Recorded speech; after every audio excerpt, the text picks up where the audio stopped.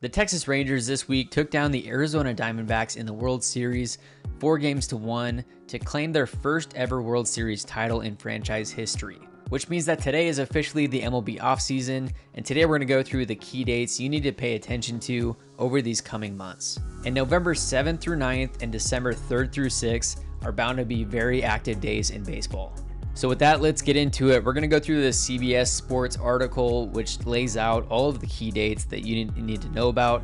So today, officially November 2nd, as of 9 a.m. Eastern Time, all eligible players are now free agents. Players who are eligible to become free agents are those with 6+ years of service time. Now, no one can sign just yet. They actually have to wait 5 days. And the first 5 days of the offseason are an exclusive negotiating period in which the player can only talk money with his previous team. November 5th, the Gold Glove winners will be announced during a live ESPN broadcast. November 6th, finalists for 2023's major awards will be announced during a live MLB Network broadcast. The awards being announced on November 6th are Manager of the Year, Rookie of the Year, Cy Young, and Most Valuable Player. Also on November 6th, most contract option decisions are due by this date. The various option decisions are club options if a club is going to pick up a player's additional years on their contract, or if a player is going to exercise their player option to opt into a contract, or if someone is going to opt out of a contract.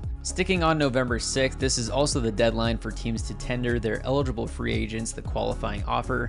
The qualifying offer this year is a 1-year contract worth the average of the top 125 salaries, or $20.5 million this offseason. To be eligible for the qualifying offer, a player must have spent the entire 2023 season with his team and have never received the qualifying offer previously. For example, the Angels can make Shohei Ohtani the qualifying offer, but the Rangers cannot make Jordan Montgomery the qualifying offer because he was traded at midseason. Also on November 6th is when free agency begins. The 5-day exclusive negotiating period ends, and free agents are truly free to sign with whichever teams they choose. And as the article states, although this is when they become official free agents, typically it's going to take quite a bit of time until they sign with their teams. This is just when they'll start negotiating with various teams. As I mentioned, November 7th through 9th is going to be a big time frame in the offseason. The GM meetings are being held in Scottsdale, Arizona. The article states that GM meetings typically cover off-the-field matters such as rule changes. However, when you have all 30 GMs in the same spot, you never know when a big trade is going to go down.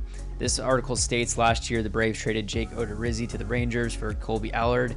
And even if there aren't any big trades that are finalized during this time frame, this might be when some of those GMs are getting the ball rolling for trades that might be finalized later on in the offseason during the winter meetings. On November 9th, the Silver Sluggers are announced during a live MLB Network broadcast. November 13th is when the Rookies of the Year are announced. Likely, the Diamondbacks outfielder Corbin Carroll and the Orioles infielder Gunnar Henderson are going to be winning these awards. November 14th is when the Managers of the Year will be announced. November 14th is also the deadline for free agents to accept or reject the qualifying offer. Now it notes here that players who accept the qualifying offer and take that 1-year, $20.5 million contract, they cannot be traded until June 15th without their consent. Free agents who reject qualifying offer are attached to draft pick compensation. Their former team receives a draft pick if they sign elsewhere, and their new team has to forfeit a draft pick and international bonus money. Shohei Ohtani, Cody Bellinger, and Blake Snell are essentially locks to reject the qualifying offer and sign elsewhere. This date is also the deadline for teams to add eligible minor leaguers to the 40-man roster to protect them from the Rule 5 draft. This article states that typically on this date, there's various minor league trades that happen as the teams iron out their 40-man roster. November 14th through the 16th are the owners' meetings in Arlington, Texas. And this will be a big one because this will officially decide the future of the Oakland Athletics franchise, as the owners are set to vote on the Athletics' proposed relocation to Vegas during this time frame. The A's need 22 votes from the other 29 owners to approve relocation. On November 15th, the Cy Youngs will be announced. November 16th, the most valuable players will be announced. November 17th is the non-tender deadline. This is the deadline for teams to offer their pre-arbitration and arbitration eligible players a contract for 2024. November 20th is when the 2024 Hall of Fame ballot will be released. This won't be the voting period, this is just when the ballot is released. On December 1st, competitive balance draft picks are assigned. These are extra draft picks given to teams that fall in the bottom 10 in revenue and or market size. And it's worth noting, and Colin Cowherd, listen up, these are the only draft picks in baseball that are tradable draft picks. Although I will note, on top of the compensatory picks, there's also the PPI, the Prospect Promotion Incentive pick. The Mariners won this last year with Julio Rodriguez. That draft pick can also be traded. December 3rd is the Hall of Fame's contemporary baseball era non-players committee voting results. And then the time frame when all chaos typically breaks loose is the winter meetings, which will be taking place from December 3rd through the 6th in Nashville this year. In Nashville, potentially one of those cities that is going to get an expansion team when they expand to 32 teams. As this article states, this is typically when all hot stove hell breaks loose. It's 4 days of non-stop hot stove action. Trades, free agent signings, tons of rumors. You got to be on Twitter during this time frame. It's a lot of fun. And as it states, of course, historically, the biggest moves of the offseason are completed at the winter meetings. GMs are talking face-to-face with players' agents as well as other GMs, and a lot of moves will take place during this time frame.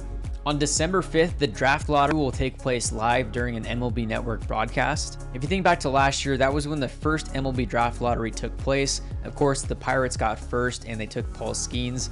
This draft lottery was added in the 2022 collective bargaining agreement as an attempt to prevent teams from tanking. As you can see here, the 18 non-postseason teams each have a shot at the #1 pick, though the 3 worst teams overall have the highest odds. And here are the odds for this year. The Athletics, the Royals, and the Rockies have the highest chances, and then it tiers down from there, ending with the Mariners have the lowest odds at 0.2%, and then the Nationals are 0%, because if you look here, teams that pay into revenue sharing cannot select in the lottery in back-to-back years. So the Nationals, who are the #2 pick in this year's draft, are out of the lottery despite finishing with baseball's 5th worst record. Teams like the Washington Nationals in their situation cannot pick higher than the number 10 overall. The draft lottery determines the top 6 picks. Then the next 12 picks are in reverse order of the standings. Then after that, the 12 postseason teams are then ordered by their finish. On December 6th is the Rule 5 draft. By rule, the players selected in the Rule 5 draft must remain on their new team's MLB roster all season in 2024. Otherwise, they must go through waivers and be offered back to their original team. As this article states, typically the Rule 5 draft isn't where you get difference makers, although Jose Bautista was taken by the Blue Jays, and that was the exception to the rule. But this is where you get a lot of the depth pieces added to your 40-man roster. January 12th is the deadline for teams and arbitration eligible players to submit their salary figures for 2024. The player files what he believes he should be paid, and then the team files what they believe he should be paid. This is just the filing deadline, and the team and the player can still come to a contract agreement beyond this period. But if they reach the deadline and there's no agreement, then that's when they would go into an arbitration hearing. January 15th is when the 2024 international signing period opens. And this is another big date in the offseason because international signings have had massive impacts on franchises in the past. For example, last year, the Padres landed catcher Ethan Salas, and the Mariners landed shortstop Felnine Celestine. On January 23rd, the 2024 Hall of Fame class will be announced during a live MLB Network broadcast. January 29th all the way through February 16th are when the arbitration hearings are taking place. Those players and teams that aren't aligned on what the player should make in arbitration go to arbitration hearing, which essentially is a court ruling. During this period, each side would state their case, basically comparing the player to other players and what those other players are paid. And this process can create a lot of friction between players and teams because essentially teams are trying to say why the player is not worth as much as he thinks he is, or that the player is not as good as the player thinks he is. There is then a 3-person panel that picks either the salary the player filed or the salary the team filed, and nothing in between. In mid-February is when spring training camps open across Florida and Arizona. Each team sets their own reporting dates for pitchers and catchers and then position players. And then Cactus League and Grapefruit League play begins February 22nd,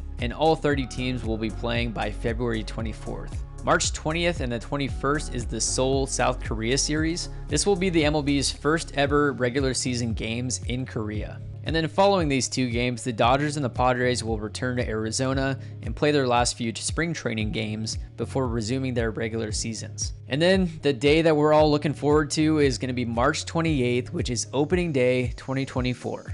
So from today, November 2nd, all the way through March 28th, opening day 2024, it's going to be a great offseason. There's going to be a lot of rumors to look out for, a lot of news, big headline players that will be switching teams, signing free agent contracts, big trades that will be taking place. It's going to be a lot of fun. To stay up to date on all things baseball, and especially the Seattle Mariners, make sure to hit that subscribe button, give this video a like, and here's another video that you might be interested in.